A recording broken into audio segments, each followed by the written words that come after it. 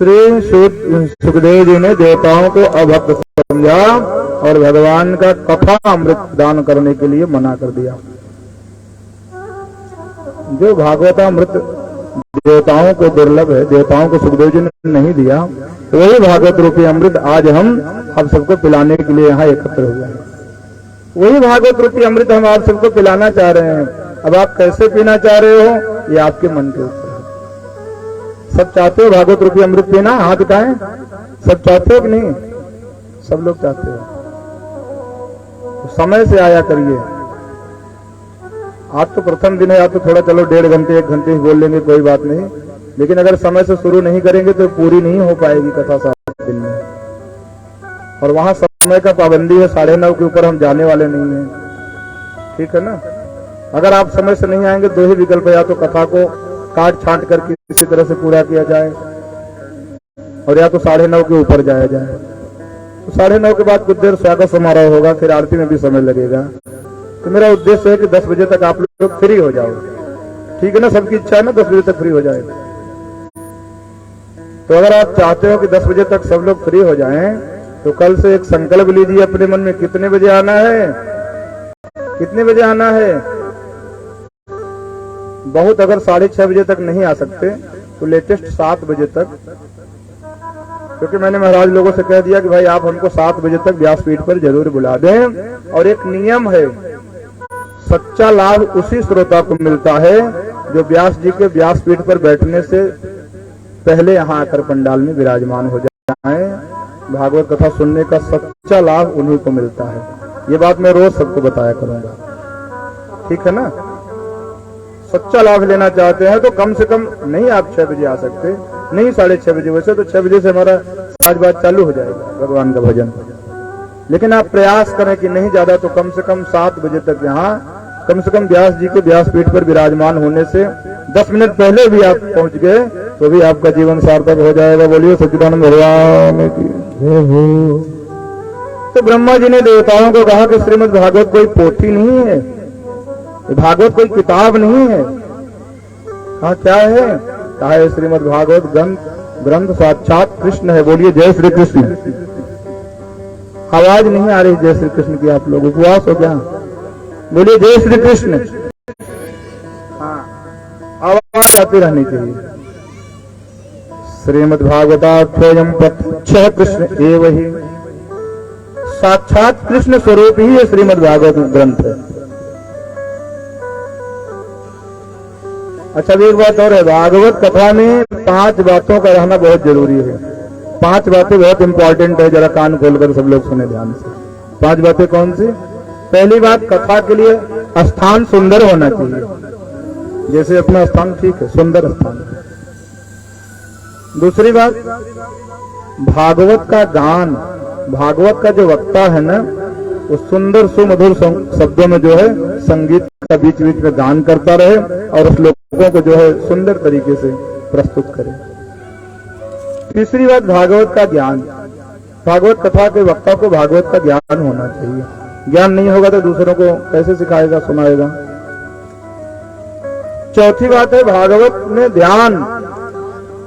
चौथी बात बहुत इंपॉर्टेंट है, आप लोग ध्यान सुनिए, जो बात करते हैं उनके लिए बता रहा हूं। चौथी बात क्या है? भागवत का ध्यान।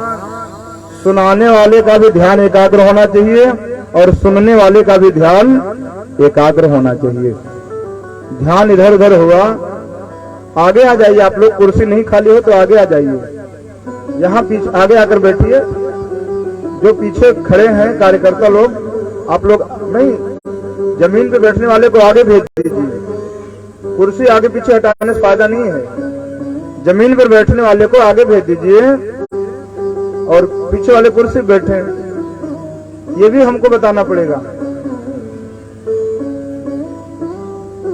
अब कार्यकर्ताओं के लिए लगता है कुर्ता लेकर आना पड़ेगा, जिससे मालूम पड़े कि ये कार्यकर्ता है और ये कार्यकर्ता नहीं है ना। ऐसे समझ में नहीं आ रहा कौन कार्यकर्ता है कौन श्रोता है।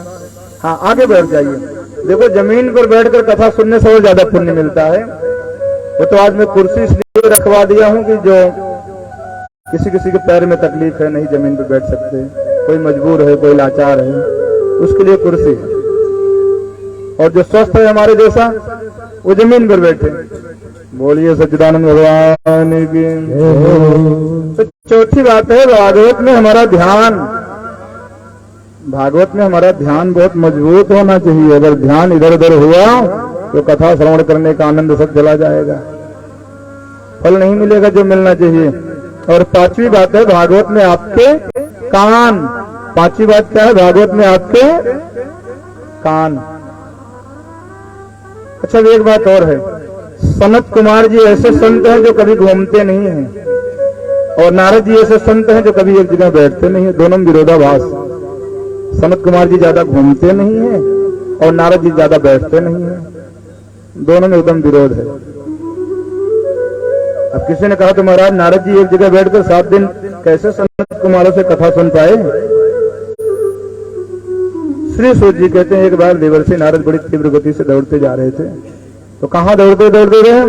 बद्री धाम में विराजमान चारों भाई श्री सनत कुमार जी ने नारद जी को देखा, पूछा, अरे नारद जी कहाँ जा रहे हो? कथम ब्रह्मंडीन मुख कुतश्चिंतातुरो भवान त्वरितम गम्यते कुतश्चागमनम तव। सनत कुमारों ने पूछा, नारद जी क्या बात है, आप कुछ उदास दिखाई दे रहे हैं, आपके दर्शन से लोग सुखी हो जाते हैं। एक बात कान खोलकर सुन लो ना, जिन जिन लोगों को नारद जी का दर्शन हो, वैसे मजाक में लोग भले कहते हैं कि नारद जी झगड़ा लगाते हैं, लेकिन जिन जिन लोगों को नारद जी का दर्शन हुआ उनको भगवान का दर्शन जरूर मिला, ये कथा कहती है। सनत कुमार ने कहा, क्या बात है नारद जी, आप बड़े निराश हो, बड़े उदास हो, आपके दर्शन करने से भक्त सुखी हो जाते हैं, आपको क्या दुख है? नारद जी महाराज सनत कुमारों के चरणों में गिर पड़े, बोले महाराज क्या बताएं, हम बहुत दुखी हैं। कहा, क्या दुखी हो? अहम तो पृथ्वी यातो ज्ञात्वा सर्वोत्तमामिति पुष्करम च प्रयागम च काशी गोदावरीम तथा। नारद जी सनत कुमारों के चरणों में गिरकर रोने लगे। नारद जी ने कहा, महाराज क्या बताएं, मैं इस पृथ्वी को श्रेष्ठ समझकर धरती पर आया तो यहाँ क्या देखा? कहाँ गया? कहा हरित क्षेत्र गया, कुरुक्षेत्र गया, सब जगह सेतुबंध रामेश्वर तक की यात्रा कर डाली, लेकिन क्या करे सनत कुमार, मुझे कहीं शांति नहीं। पूरे तीर्थ क्षेत्र का भ्रमण हमने कर लिया धरती पर, लेकिन हमको कहीं शांति नहीं मिली। क्या हो, क्यों शांति नहीं मिली? कहा, ना पश्चिम कुत्रचित शर्म मन संतोष कार्यकम कालिना धर्म मित्रेण धरेयम बाधिता मधुना। कलिना धर्म मित्रेण धरेयम बाधिता धना। कहा महाराज कलिकाल में जो है ना कोई सत्य बोलता ही नहीं, शांति क्यों नहीं मिली नारद जी को? कहा, इस कलिकाल में कोई सत्य बोलता ही नहीं। कलयुग ने लोगों की बुद्धि को बिगाड़ दिया है, दिमाग को जो है विकृत कर दिया है। एक बार कोई सत्य बोलता है तो कहता है हम राजा हरिश्चंद्र के बाद हमारे नंबर है। क्या कहते हैं? एक बार दिन में सत्य बोलने वाला व्यक्ति सोचता है कि राजा हरिश्चंद्र की औलाद हम ही हैं, और झूठ दिन में 50 बार बोल देगा। तो राम जी की इच्छा थी से बोल दिया भैया। अगर झूठ पकड़ी गई तो क्या बोलेंगे? अरे राम जी की इच्छा थी तो झूठ हमने बोल दिया, हमने थोड़ी बोला, राम जी ने बुलवा दिया। अब बताओ, झूठ बोल दिया तो राम जी ने बुलवा दिया, सत्य बोल दिया तो हमने बोल दिया। एक धर्म का कार्य यदि कोई कर दे तो बार बार गिनाता है, एक काम हमने किया और पाप करता है तो कहता है राम जी की इच्छा, मेरे गोविंद की इच्छा है। कलयुग ने महाराज लोगों की बुद्धि को इतना बिगाड़ दिया है कि बड़ों का आदर सम्मान बिल्कुल समाप्त हो गया है। बहुत कम घर ऐसे बचे होंगे जिस घर में बड़ों का सम्मान होता है, नहीं तो बड़ों का सम्मान एकदम समाप्त। किसी भी काम में दादा दादी बड़े बूढ़े से पहले हम लोग सलाह लेते थे और लेना चाहिए, लेकिन अब क्या होता है? अब सलाह दादा दादी बूढ़े से नहीं ली जाती है। अब जो घर में नई वाली बहू है उसी से सलाह लिया जाता है। अब दादा दादी के बदले किसकी चलने लगी घर में? नई बहू की चलने लगी। और एक लोग सलाहकार हो गए हैं घर में। साले लोगों से बहुत लोग सलाह लेते हैं। एक कहावत भी कही गई है कि सारी खुदाई एक तरफ, जोरू का भाई एक तरफ। साले लोगों की डिमांड बहुत मजबूत हो गई है इस कलिकाल में। घर में कोई काम होगा, जब तक साले साहब सलाह नहीं देंगे तब तक कोई कार्य आगे नहीं बढ़ेगा। चुन्नू के मामा जो बात कह देंगे उसी पर मुहर लग गई। अब चुन्नू के मामा चाहे गलत कहें चाहे सही कहें, अब चुन्नू के मामा ने कह दिया तो बात कैसे कटेगी? तो ब्रज में एक कहावत है, दीवार बिगाड़े आरो, घर बिगाड़े सारो। दीवार में अलमारी ज्यादा निकालोगे ना तो दीवार कमजोर हो जाएगी, जल्दी गिर जाएगी। और घर में साला साली की सलाह ज्यादा लोगे ना तो घर बर्बाद होने में देर नहीं लगेगी। लाखों में कोई एक आध साला अच्छा भी निकल जाता है। कोई अच्छा साला होगा तो हमको दो बात बोलेगा कि महाराज जी ये साले के विषय में क्या कह रहे हैं। कोई अच्छे साले भी होते हैं, लेकिन ज्यादातर प्रयास करें कि साला साली से सलाह कम लें तो अच्छा है। कौरव इसके प्रमाण है, कौरव इसके सबसे बड़े प्रमाण है। नारद जी कहते हैं कि मैं घर घर गया, संतों के आश्रम में गया, लेकिन मुझे कहीं शांति नहीं मिली। संतों के आश्रम में भी कलिकाल में शांति नहीं है, क्योंकि कलिना धर्म मित्रेण धैर्यं बाधिताधुना। ये अधर्म का मित्र जो कली है ना, उसने लोगों की बुद्धि को बिगाड़ दिया है। और हमारे गोस्वामी तुलसीदास जी ने, चूंकि देखो मैं रामचरितमानस राम कथा का प्रवक्ता हूं, इसलिए बीच बीच में थोड़ा राम जी को भी हम याद करते चलेंगे। तो गोस्वामी तुलसीदास जी ने बड़ा सुंदर वर्णन किया है कलिकाल का। आप लोग सुनना चाहेंगे? सब चाहते हो सुनना? तो तैयार हो जाइए ताली बजाने के लिए। कलिकाल का वर्णन गोस्वामी जी ने कैसे किया कि बहुदाम संवार धाम गति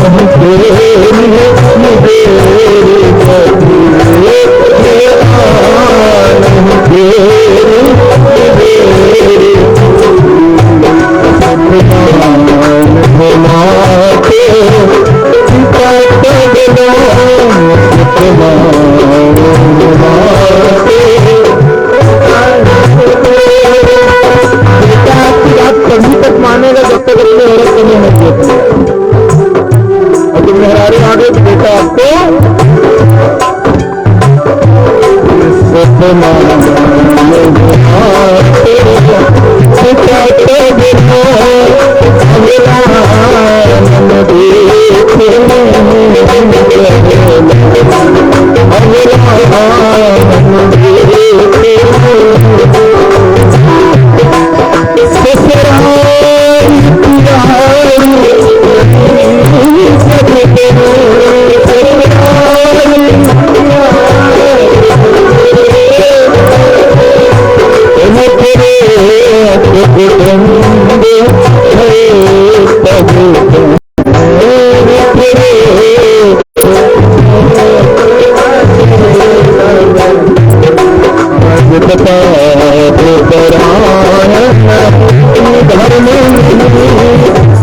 Thank you.